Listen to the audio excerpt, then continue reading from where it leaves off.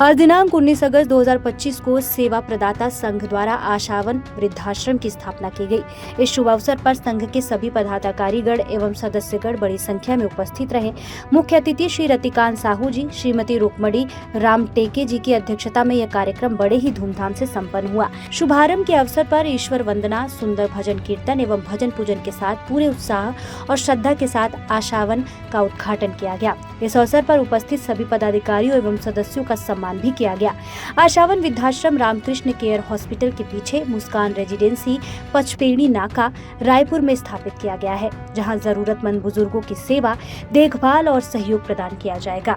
उपस्थित पदाधिकारीगण एवं सदस्यगण: अध्यक्ष दीपक तिवारी, उपाध्यक्ष शिवराज सिंह, गीतेश साहू, सचिव डॉक्टर प्रदीप साहू, संयुक्त सचिव तुलेंद्र साहू, कोषाध्यक्ष विनोद तिवारी, संगठन मंत्री राहुल ठाकुर, मीडिया प्रभारी त्रिवेंद्र साहू, संरक्षक श्री राजू राम टेके जी, अन्य पदाधिकारी सदस्य या सचिव डॉक्टर पूरनलाल सिन्हा, अजय तिवारी, रवि मेहरा, सह सचिव अहमद खान, योगेश पी सेन, संतोष देवांगन, त्रिलोचन साहू, अमीन खान, रामानारायण साहू, मूलचंद बबीता वर्मा, तामेश्वर साहू, मिथिलेश साहू, शीला रजवाड़े, रघुवीर बर्मन, दिव्यांश आयाम। इस अवसर पर सेवा प्रदाता संघ ने यह संकल्प लिया कि समाज के वरिष्ठ नागरिकों के सम्मान एवं सेवा में कोई कमी नहीं रखी जाएगी और आशावन वृद्धाश्रम इसके लिए एक सशक्त माध्यम बनेगा।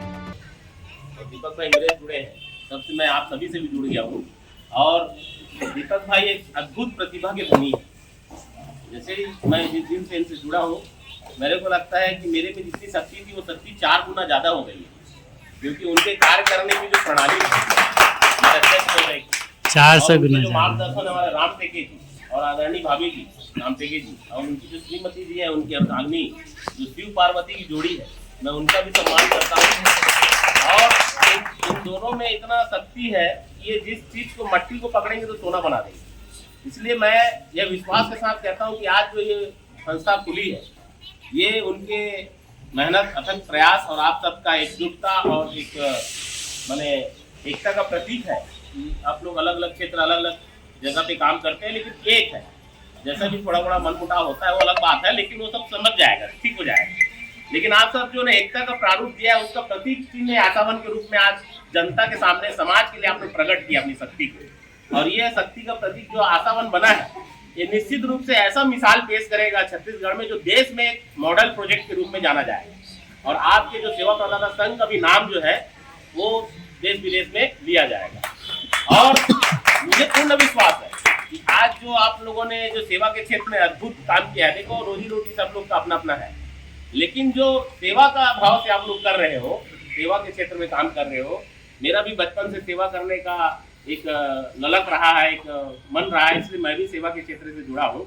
मैं भी एक मजदूर परिवार में पैदा हुआ लड़का, मेरे पिताजी मजदूरी करते थे, मैं भी मजदूरी किया, फिर मजदूरी करते करते यहाँ तक पहुँचा हूँ।